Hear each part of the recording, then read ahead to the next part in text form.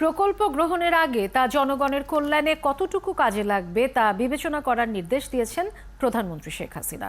গণভবনে স্মার্ট বাংলাদেশ 2041 বিনির্মাণে সড়ক ও জনপথ অধিদপ্তরের রূপরেখার উপস্থাপনা দেখে তিনি এই নির্দেশনা দেন।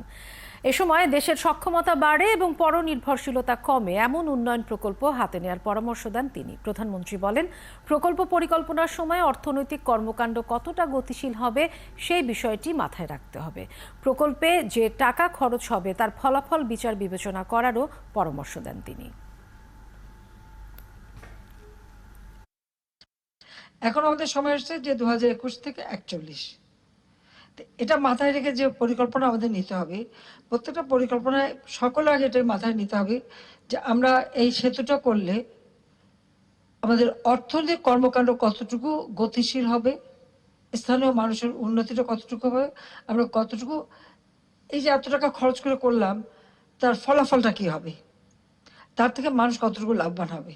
এখন আমাদের সাফল্যের সাথে আমরা অনেক ভালো ভালো প্রস্তাব পাই, কিন্তু ওই প্রস্তাবটা পাওয়ার পরে আমাদের এটা হিসাব করতে হবে যে এই টাকাটা আমরা আমাদের ফেরত দেওয়ার সক্ষমতা কতটুকু, সেটুকু আমরা পারবো কিনা, বা আমি এই কাজটা করলাম এর থেকে অর্থনৈতিকভাবে কি আমরা ফেরত পাবো যা দিয়ে আমরা এর মূল্যটা শোধ দিতে পারবো।